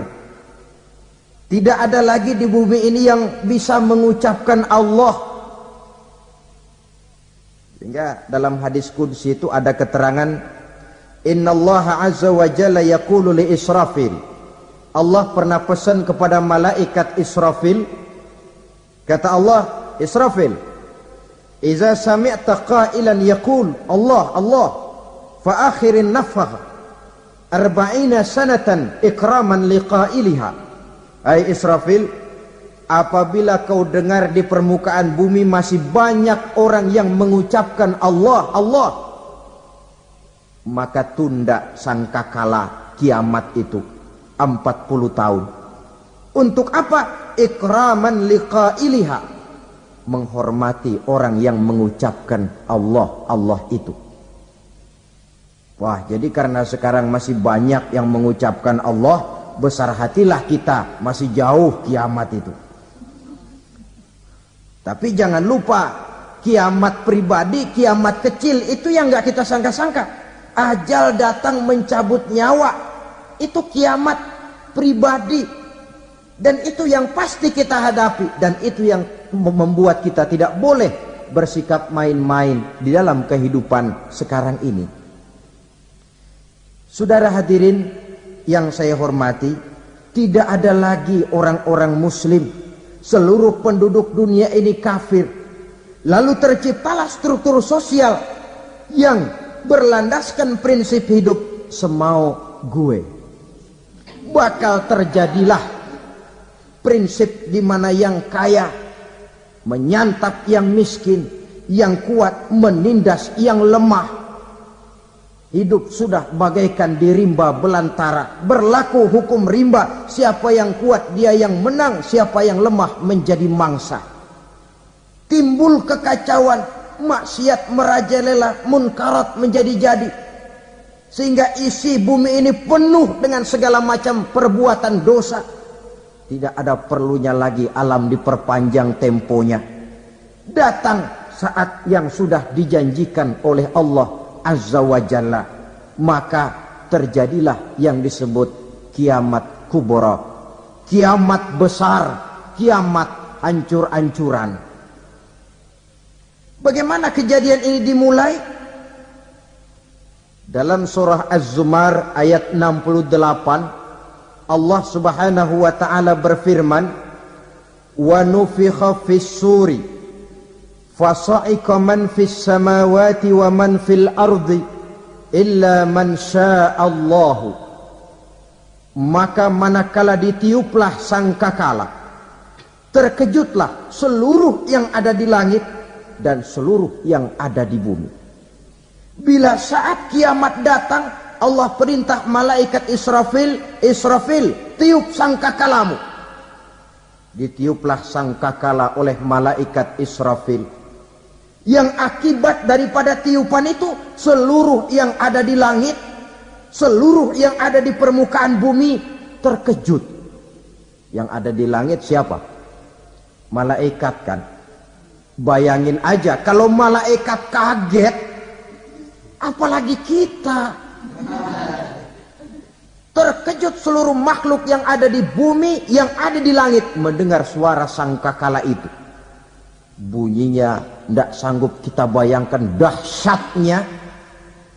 Ledakan nuklir, ledakan neutron, belum apa-apa ketimbang bunyi sangkakala malaikat Israfil ini. Nah, lalu mendengar bunyi sangkakala ini, gemparlah makhluk, kacaulah alam. Bumi gempa, planet-planet bertabrakan, gunung meletus, air laut tumpah ke darat, angin topan bertiup, halilintar menyambar. Lalu semua yang bernama hidup mati total. Mati bareng tanpa persiapan. La haula wala quwwata illa billah. Saya kadang-kadang dalam tafakur bermohon, ya Allah, mudah-mudahan saya enggak nemuin kiamat beneran. Ngeri. Tidak bisa kita bayangkan macam apa suasana seperti itu. Allah saja banyak memberikan gambaran, misalnya Al-Qari'ah, wa mal qari'ah, wa ma adraka mal qari'ah.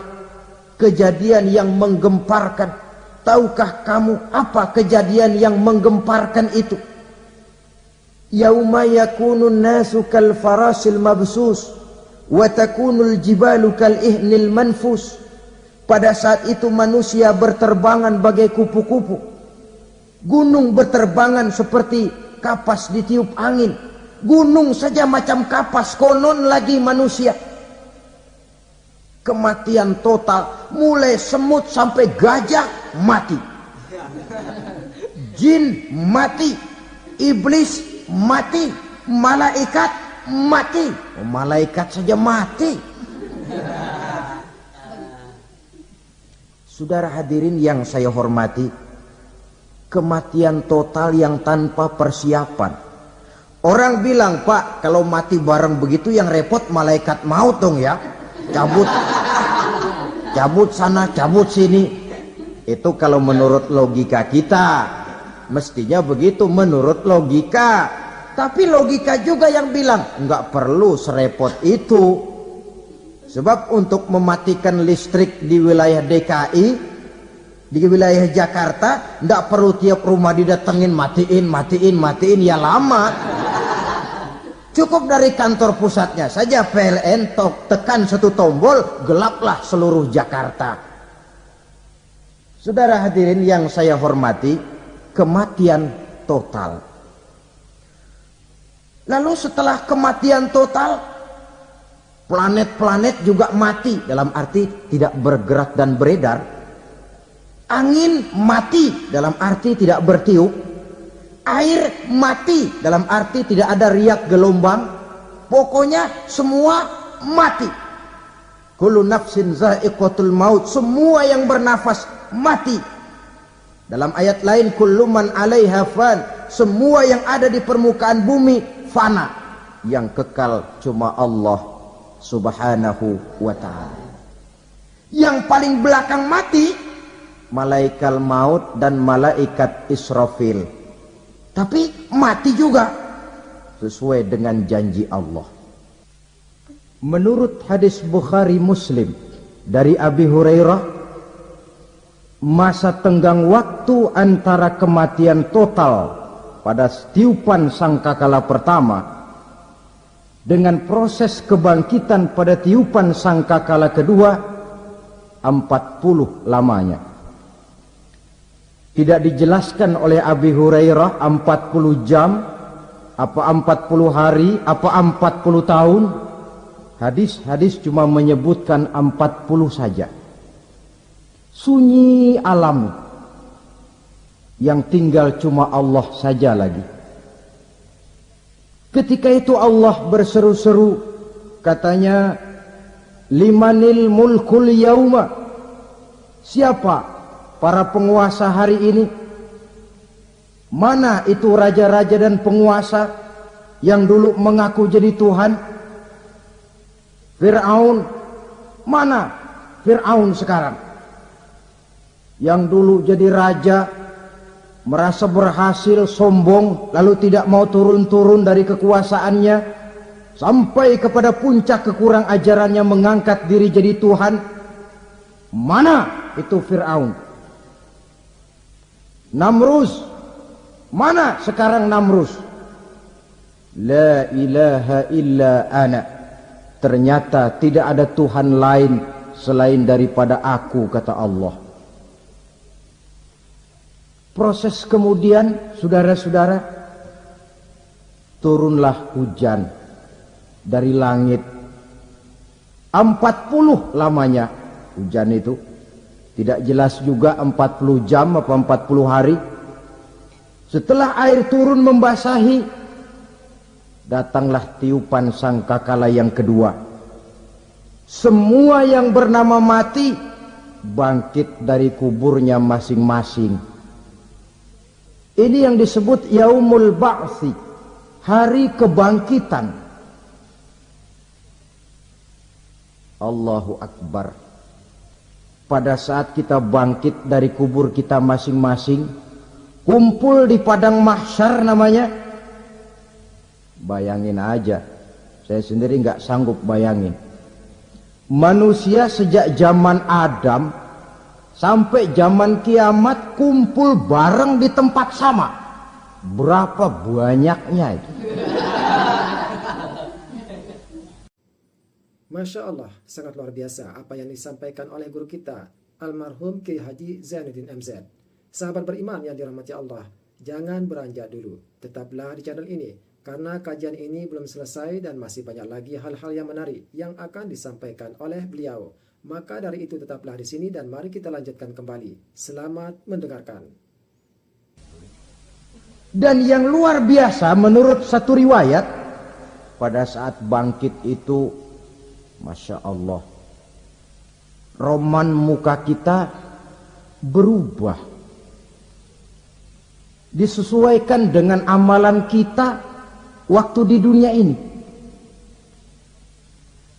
Barang siapa yang waktu di dunia amalannya itu amalan tikus, di akhirat nanti dia bangkit dari kubur, mukanya seperti muka tikus. Gagah betul badannya, tapi mukanya seperti tikus. Kenapa? Amalannya waktu di dunia seperti amalan tikus. Apa amalan tikus itu? Suka ngegeragoti barang yang sudah disimpan rapi-rapi. Orang sudah simpan uang rapi-rapi, simpan perhiasan rapi-rapi, digeragoti oleh tikus. Maling-maling, pencoleng-pencoleng, koruptor-koruptor, itu nanti di akhirat nanti kita lihat mukanya seperti muka tikus. Oh, ini waktu di dunia suka nyolong, mukanya seperti muka tikus. Barang siapa yang waktu di dunia ini amalannya itu amalan macan, dia akan bangkit nanti mukanya seperti muka macan. Apa amalan macan? Macan itu amalannya menang-menangan. Orang yang mau menang saja nggak mau mengalah. Coba lihat di hutan, kenal hutan nggak? Nah. Di hutan, raja hutan di mana-mana pasti macan. Betul kan? Betul. Padahal hutan belum pernah bikin pemilihan umum. Tapi macan tidak peduli ada pemilihan umum apa tidak, pokok saya raja. Sebab apa? Macan jadi raja itu bukan karena benar, tapi karena kuat jadi raja. Setelah dia jadi raja, rakyat hutan yang mesti dilindungi malah dimakan oleh raja macan. Kambing rakyat hutan dimakan oleh macan. Ayam rakyat hutan dimakan oleh macan. Itu nanti kita lihat di akhirat itu mukanya seperti muka macan, gagah betul. Lalu barang siapa yang di dunia ini amalannya itu seperti amalan anjing, nanti dia punya muka seperti muka anjing. Apa amalan anjing? Pertama, anjing itu kalau disuruh jaga rumah, dia tidak bisa membedakan mana maling, mana tamu. Biar yang datang maling, kalau bawa tulang, anjing kalem. Yang kedua, anjing itu akan setia kepada siapa saja yang memberinya roti. Siapa yang memberinya roti, itulah majikannya. Apa kata majikannya pasti dia laksanakan. Soal benar atau salah dia tidak peduli. Setelah anjing dapat roti, dia tidak punya pilihan lain kecuali bilang, abdi mah kumaha juragan wae ayeuna mah.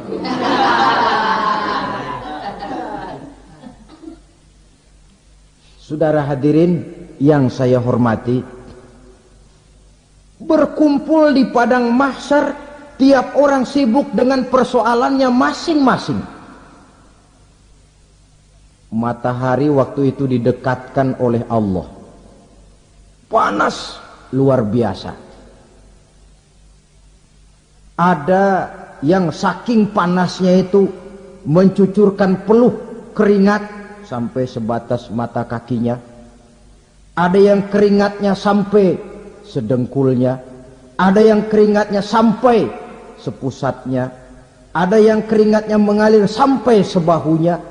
Ada yang kelelap oleh keringatnya sendiri, sementara orang di sampingnya enggak apa-apa. Bergantung lagi amalan dia waktu di dunia ini. Saudara-saudara, sebagian orang dalam kepanikan padang mahsyar berombong-rombong datang mereka menghadap Nabi Adam.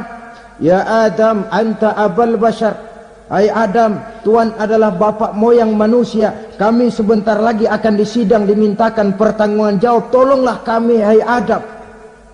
Kata Nabi Adam, jangankan nolongin sampean, saya sendiri tanggung jawab di hadapan Allah. Ketika dulu tidak boleh makan khuldi, saya serobot.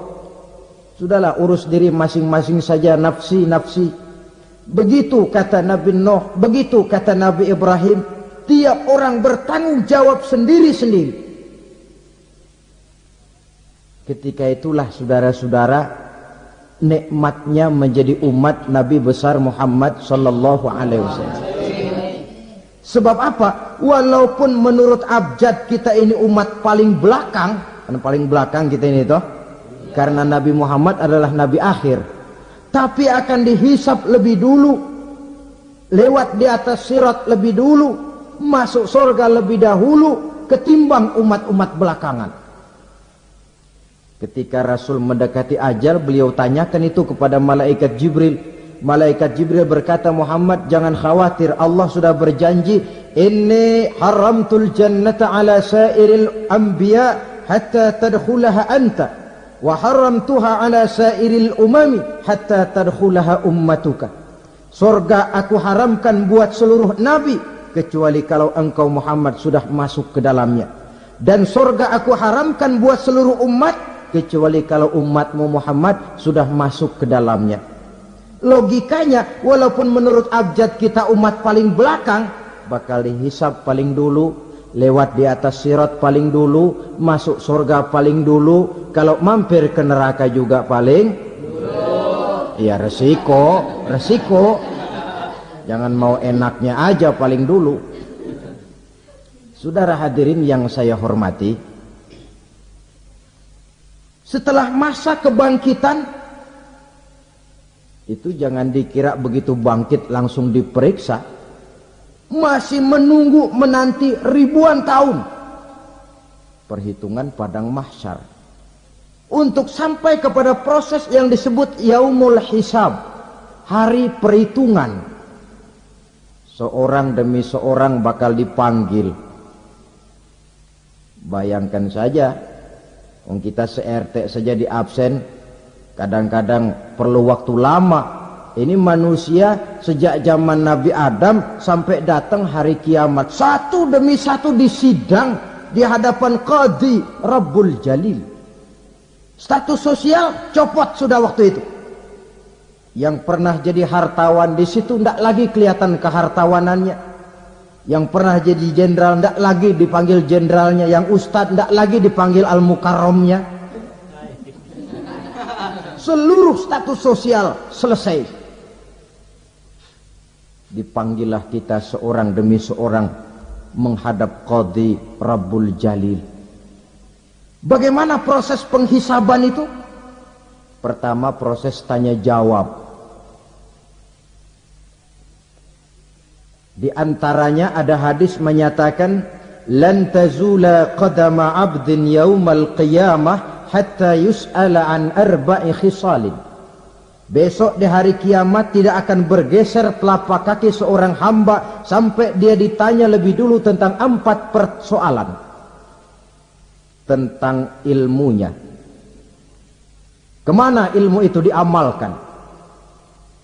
tentang umurnya, di mana umur itu dihabiskan, tentang masa mudanya, kemana masa muda itu dipakai, tentang hartanya, dari mana harta itu didapat dan kemana harta itu dibelanjakan. Ini termasuk proses tanya jawab. Jadi kalau istilah pengadilan dunia, nama Fulan bin Fulan. Kamu waktu di dunia diberikan umur panjang untuk apa? Pernah mengalami masa muda, kemana kau habiskan masa remajamu? Kau diamanahkan ilmu, dengan apa ilmumu kau amalkan? Kau diberikan harta, dari mana harta kau dapat, kemana kau belanjakan? Tak seorang pun yang bisa mungkir.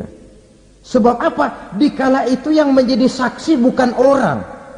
Yang menjadi saksi adalah seluruh anggota badan kita.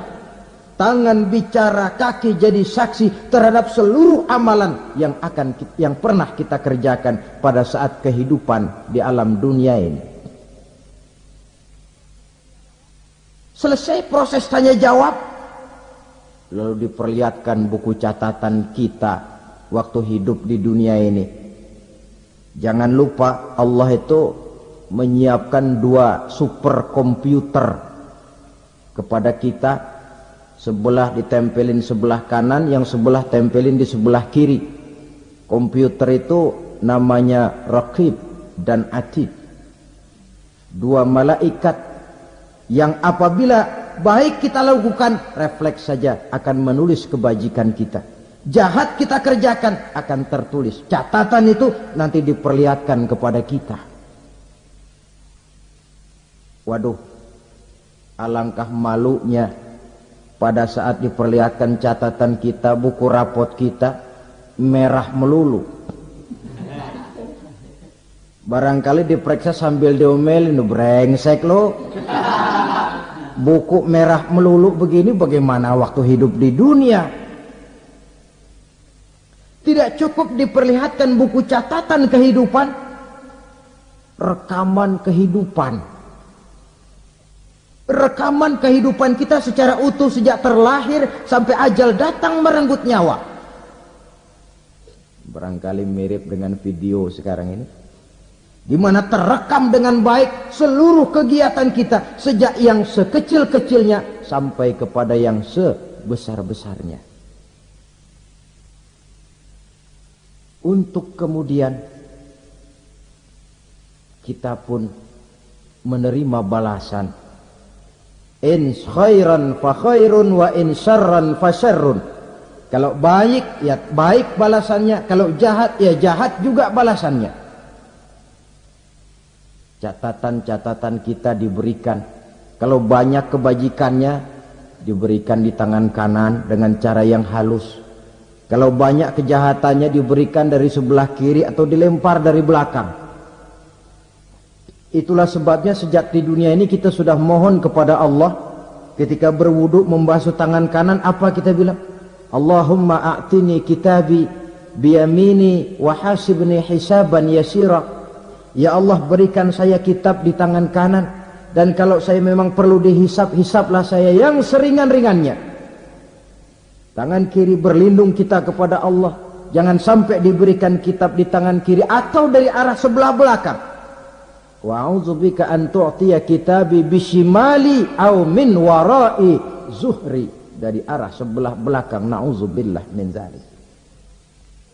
Setelah selesai lewat proses penghisaban, lewat mizan, timbangan, maka yang sudah selesai dihisab itu bergeraklah menuju sirat, jembatan yang terbentang menuju surga melalui neraka. Saudara-saudara, panjangnya perjalanan sirat itu memakan waktu ratusan tahun. Tetapi orang yang lewat di atas sirat pun macam-macam, bergantung amalannya ketika di dunia ini. Ada yang lewat di atas sirat itu kal barqil khatib, seperti kilat yang menyambar, lep, sudah sampai dia di surga. Cepat bukan main. Ada yang lewat di atas sirat itu seperti orang lari-lari. Ada yang lewat di atas sirat itu seperti orang jalan biasa. Ada yang sambil merangkak, ada yang sambil ngesor, ada yang sambil gelayutan, ada yang selamat sampai ke ujung ke surga, ada yang tergelincir jatuh masuk ke dalam neraka, bergantung amalannya dalam kehidupan di dunia sekarang ini. Tiap kita akan melewati yang namanya sirat ini. Saudara-saudara kaum muslimin yang saya hormati, dengan demikian mereka yang selamat melalui sirat sampai ke terminal akhir surga, mereka yang ketika dihisab ternyata banyak kejahatannya daripada kebaikannya, mereka singgah di dalam neraka. Nah, adapun orang-orang yang beriman menurut ayat Quran dan hadis Nabi itu nanti ada bermacam-macam. Ada orang beriman itu yang dimasukkan surga. Ada orang beriman itu yang dimasukkan ke dalam surga. Ada orang beriman itu yang disebut penduduk surga. Kenapa lain-lain, Pak? Karena waktu di dunia amalannya juga lain-lain. Ada orang beriman yang masuk surga. Ini paling murah tiketnya. Mau masuk surga? Kata Nabi begini, ma min abdin qala la ilaha illallah thumma mata ala dhalik illa dakhalal jannah. Kalau seorang hamba sudah mengucap dua kalimat syahadat, dia yakin dengan kebenaran kalimat itu sampai matinya, orang itu akan masuk surga. Abi Dzar yang waktu itu diajak bicara heran, ya Rasul kok gampang betul? Iya, walaupun orang itu mencuri, iya, walaupun orang itu berzina, iya, biar dia mencuri, biar dia berzina, kalau dia sudah mengucap dua kalimat syahadat, dia yakin dengan kebenaran kalimat itu sampai matinya, itu orang akan masuk surga. Jadi masuk surga cukup dua kalimat syahadat, yakin sampai mati, masuk surga. Itu perkara masuk. Tapi kalau pertanyaannya diterusin, masuknya kapan, Pak? Nah, ini lain lagi urusannya. Sebab ada yang masuknya itu langsung, ada yang mampir dulu. Di sana tempat cuma dua, kalau tidak surga, neraka. Mau ke surga tapi mampir dulu, yang mampirnya jelas di neraka.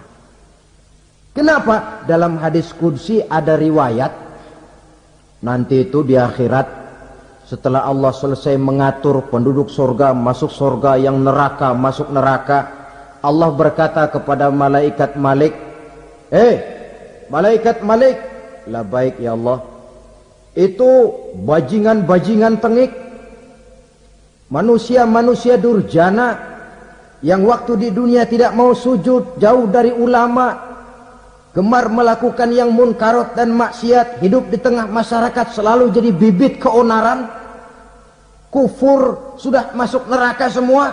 Sudah ya Allah. Nah, kalau sudah, coba sekarang kamu masuk, Malik. Saya, iya, masuk neraka. Mau apa ya Allah? Kata Allah, akhriju minan nar man kana fi qalbihi misqala habbatin min khardalin min iman. Kau masuk neraka, cari di dalam neraka orang-orang yang ada imannya walaupun kecil sebesar biji zarah, angkat mereka keluar. Masuk malaikat Malik ke neraka, cari orang yang ada imannya, korek-korek. Ya repot, udah pada gosong. Yang ada imannya diangkat ke atas, yang ada imannya diangkat ke atas, lalu dimandikan di Nahrul Hayat, namanya sungai kehidupan di akhirat nanti. Cakep lagi rupanya, bersih lagi wajahnya, apel di hadapan Allah. Kata Allah, bagaimana Mas? Kapok enggak sampean? kapok ya Allah. Nah, kalau kapok, idhab fadkhulil jannah, pergi masuk surga sana. Berangkat mereka ke surga, ketemu sama teman-temannya yang udah sampai lebih dulu, yang nggak pakai mampir lagi. Terjadi dialog, kata teman-temannya yang udah pada nyampe duluan, Mas, iya, emang baru sampai? Saya baru sampai. Memang mampir di mana dulu, Mas? Kita sudah lama sampai di surga. Saudara buka surah Al-Muddatsir ayat 34-35. Ma salakakum fis saqar? Kenapa kamu mampir di neraka Saqar? Qalu lam nakum minal musallin. Mereka menjawab, kami mampir di neraka Saqar, Mas, gara-gara dulunya kami waktu di dunia ndak pernah sholat. Ndak pernah sholat? Ndak pernah. Karena rumahnya dekat masjid. Cuma dekat doang, Mas. Sholat mah enggak saya. Enggak pernah ngasih makan fakir miskin. Enggak pernah hadir di majelis taklim. Pendeknya enggak pernah melakukan kebajikan. Maka saya pun mampir di neraka Saqar. Untung betul saya punya iman, Mas, sedikit. Waktu hidup di dunia dulu saya pernah mengucap 2 kalimat syahadat. Sekali-kalinya waktu mau kawin. Masya Allah. Untung saja kawin. Kalau nggak kawin, polos.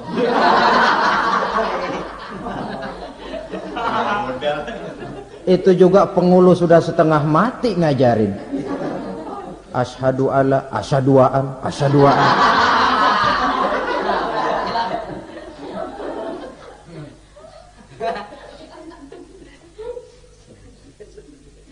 Ini namanya masuk surga, ada mampir dulu.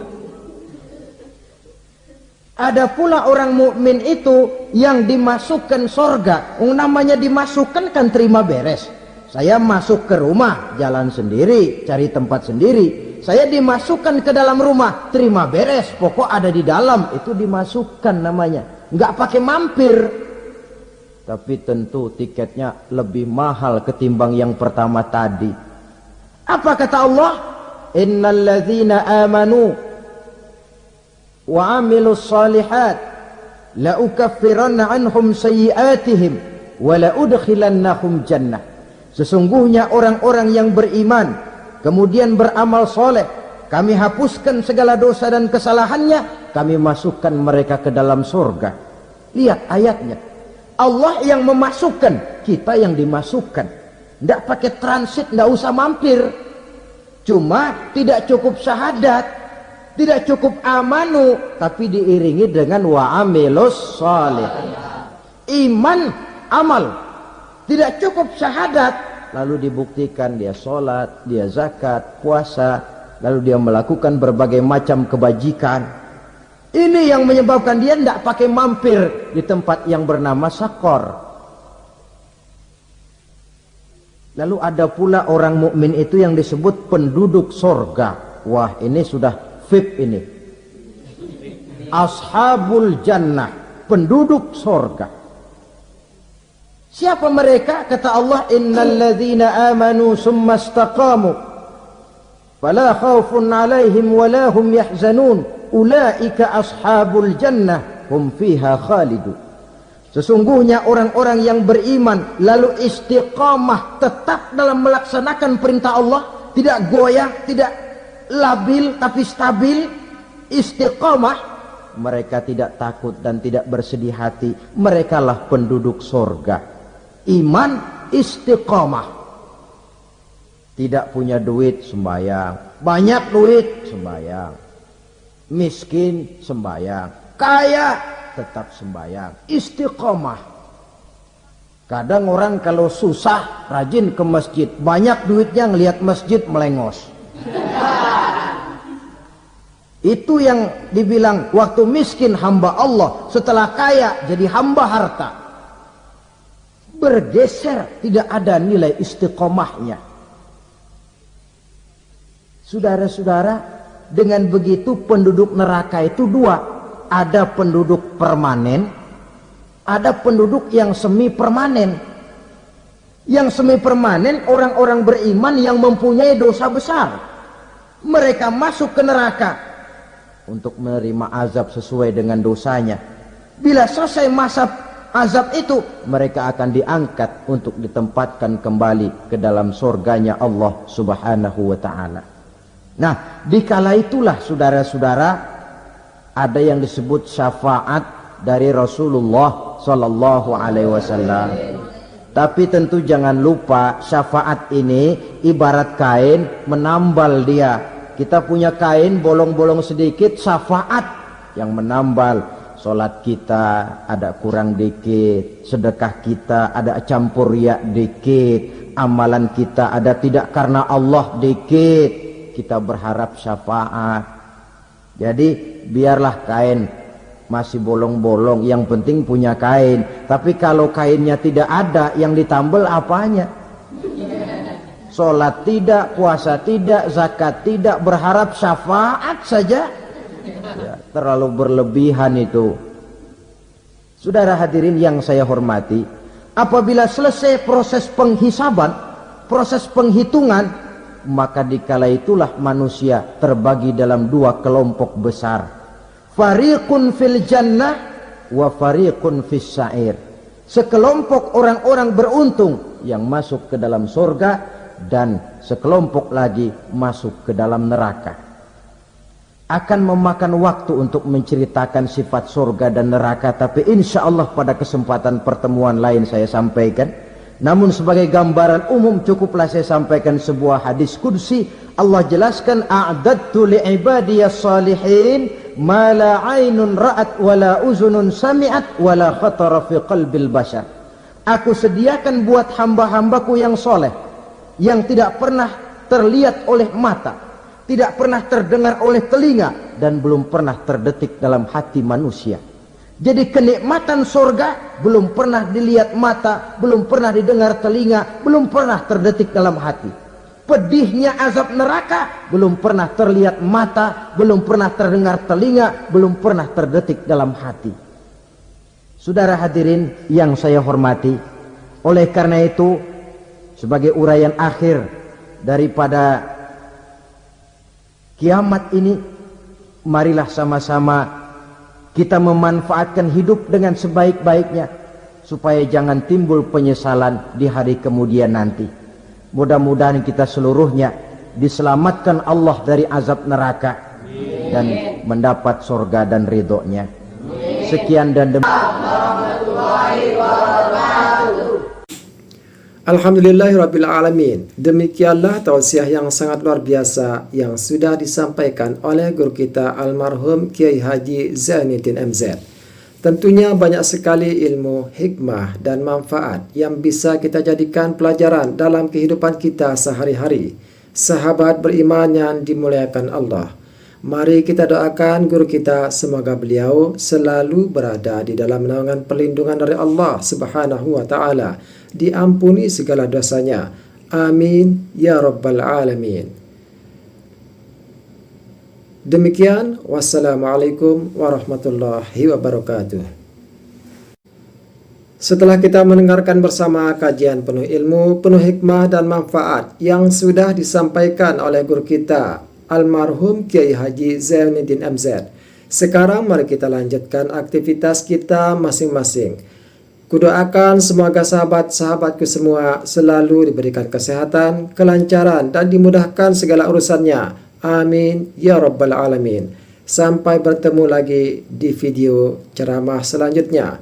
Wassalamualaikum warahmatullahi wabarakatuh. Bismillahirrahmanirrahim. Assalamualaikum warahmatullahi wabarakatuh. Sahabat beriman yang dimuliakan Allah, alhamdulillah kita bertemu lagi di channel ini. Sebelumnya aku doakan semoga sahabatku semua senantiasa berada di bawah perlindungan dari Allah Subhanahu wa ta'ala. Amin ya rabbal alamin. Pada kesempatan yang berbahagia ini, mari sejenak kita luangkan waktu kita untuk sama-sama mendengarkan tausiah yang sangat luar biasa dari guru kita almarhum Kiai Haji Zainuddin MZ. Seperti apa isi tausiah dari beliau? Mari kita sama-sama simak bersama. Yang lalu sudah saya